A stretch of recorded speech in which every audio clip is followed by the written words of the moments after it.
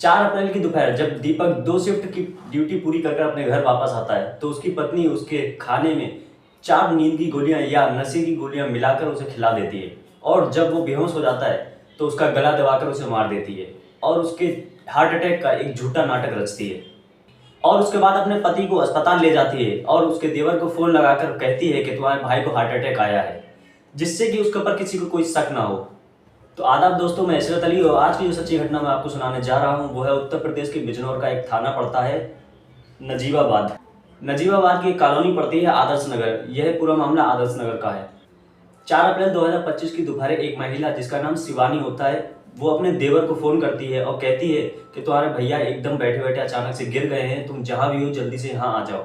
वो अपनी सास को और जहाँ पे उसका पति काम करता था वहाँ के स्टाफ को भी ये खबर देती है कि दीपक एकदम से गिर गए बैठे बैठे, तुम जहाँ भी हो जल्दी से आ जाओ।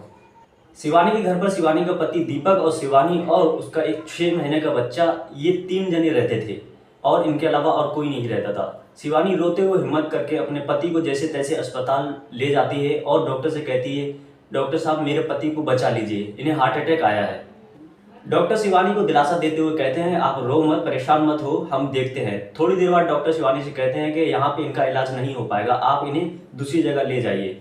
दूसरी जगह का नाम बताकर डॉक्टर उन्हें वहाँ पे भेज देते हैं। शिवानी दीपक को वहाँ से दूसरी जगह पर लेकर जाती है और वहाँ के डॉक्टर से कहती है, डॉक्टर साहब इन्हें कैसे भी करके इन्हें बचा लीजिए, इन्हें हार्ट अटैक आया है।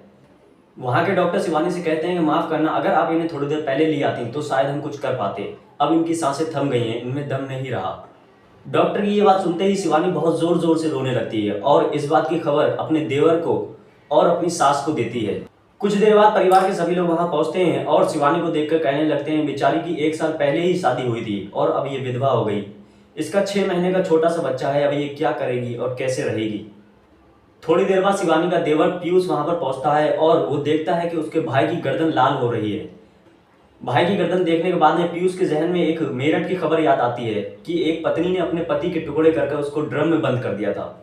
थोड़ी देर बाद शिवानी का देवर पीयूष कहता है कि हम पुलिस को ये बात बताएंगे और पोस्टमार्टम करवाएंगे।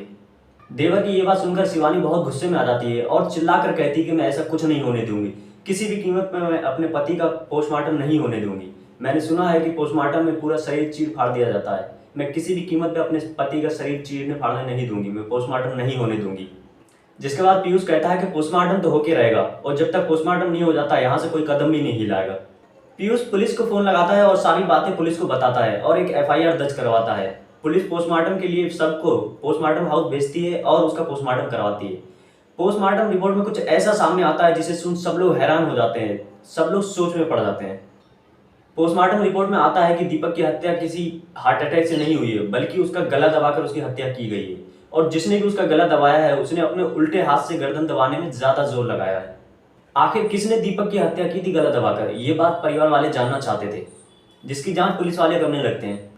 ये खबर सोशल मीडिया पर फैल जाती है और लोग कहने लगते हैं कि इसने अपने पति की नौकरी और फंड हड़पने के लिए अपने पति को मार दिया। पुलिस शिवानी को हिरासत में लेती है और उससे पूछताछ करना शुरू कर देती है। शिवानी कई कहानियां बनाने लगती है। पुलिस के कई बार पूछने पर शिवानी टूट जाती है और वो सारा सच पुलिस को बताती है।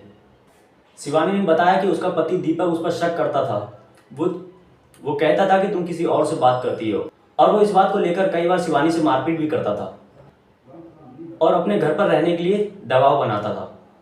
दीपक कहता था कि चलो घर चलकर रहेंगे, वैसे भी माँ का फोन आ रहा है, वो कह रही है घर आ जाओ, बेटे का मुंडन भी कराना है। दरअसल शिवानी और दीपक अलग किराए के मकान पर रहते थे।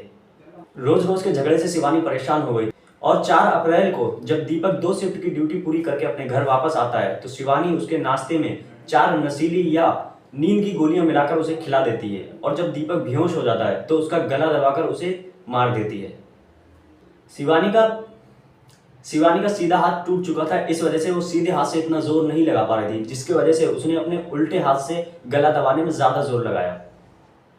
फिलहाल शिवानी हिरासत में है और देखना ये है कि वो 6 महीने का जो बच्चा है वो किसके पास रहेगा, नानी के पास या दादी के पास या अपनी माँ के साथ जेल में। तो हमें कमेंट करके ज़रूर बताइए कि आपको ये कहानी सुनने के बाद क्या सीख मिली। ये पूरी कहानी सुनाने का मकसद आप सभी का दिल दुखाना है, आप सबको ठेस पहुंचाना नहीं है, बल्कि आप सबको जागरूक करना और सतर्क करना है। फिर किसी दूसरी वीडियो के साथ मिलेंगे, तब तक के लिए धन्यवाद।